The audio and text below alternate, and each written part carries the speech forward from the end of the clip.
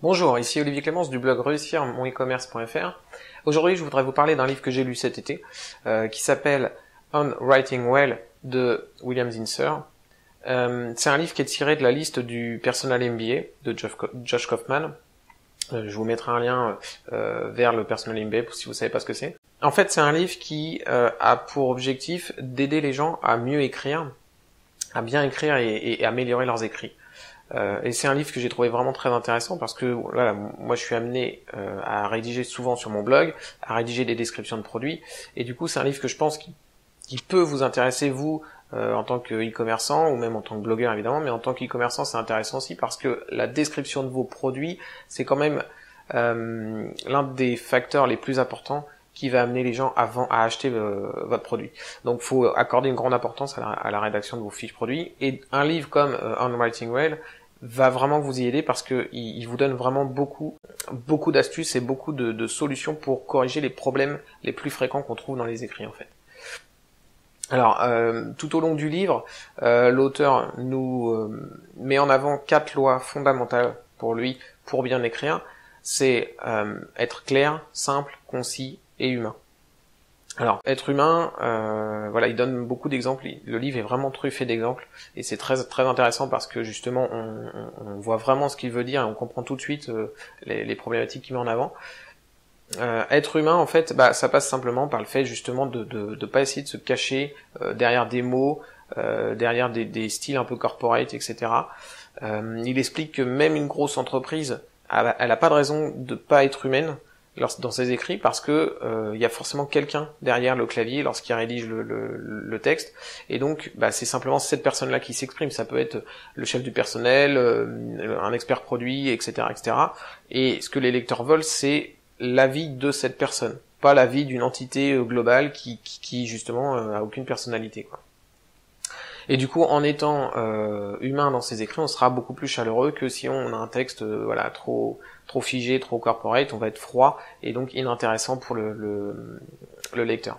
Alors après, il accorde une énorme importance, il y a vraiment une grande partie du livre qui parle de ce sujet-là, c'est simplifier et désencombrer les textes.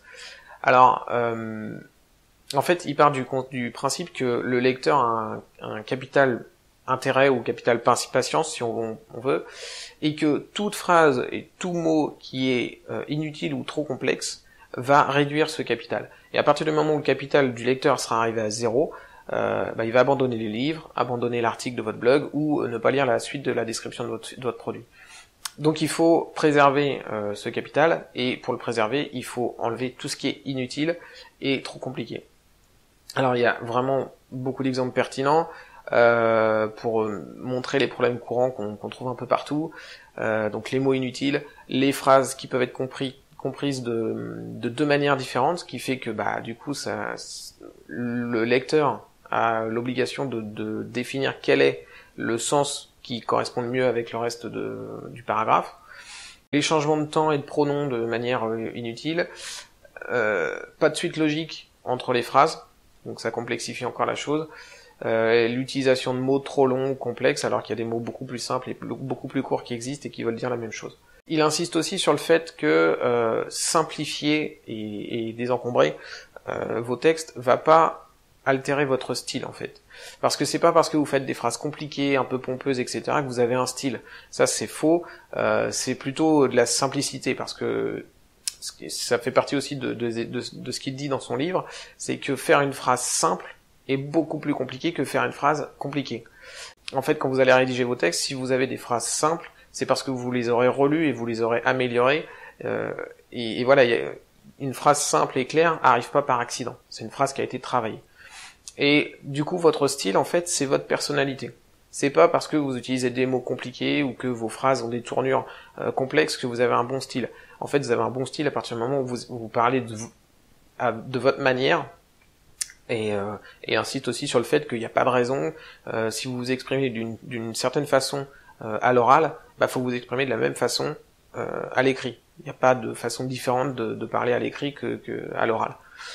Donc voilà, simplifier et désencombrer, ça va pas altérer votre style, ça va juste améliorer, augmenter vos chances que les lecteurs arrivent jusqu'au bout de vos articles. Alors, il y a vraiment beaucoup de conseils, donc il explique par exemple qu'il faut rester constant, donc ce que je disais par rapport au niveau des temps, ne pas changer de temps, aller du présent au passé si c'est pas nécessaire, le pronom, je, tu, vous, etc., ou même l'humeur, voilà, selon la façon dont vous rédigez, si vous avez un changement d'humeur, faut que ce soit bien mis en avant et logique dans ce que vous racontez. Il explique aussi comment bien choisir et utiliser les différents types de mots.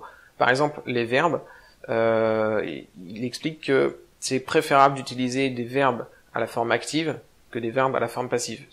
Si je prends un exemple, François a mangé la pomme, c'est beaucoup plus dynamique que la pomme a été mangée par François. C'est plus court, plus clair, plus précis, et beaucoup plus fluide et plus dynamique.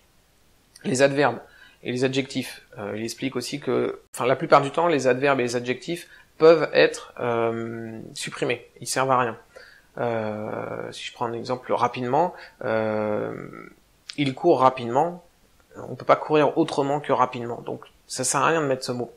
Donc là encore, c'est de la simplification et vous rendez vos textes plus fluides. Donc pour les adjectifs, c'est pareil, il y a plein d'adjectifs, notamment les adjectifs de couleur, on va dire la terre rouge, ok, il n'y a pas de problème, on peut utiliser ça parce que la terre, en règle générale, c'est pas rouge. Par contre, la terre marron, c'est la couleur naturelle de la terre, donc ça sert à rien de rajouter marron derrière la terre. Les qualificatifs aussi, un peu, trop, etc. Tous ces qualificatifs sont souvent inutiles. J'ai un peu mal dormi, on a mal dormi ou bien dormi.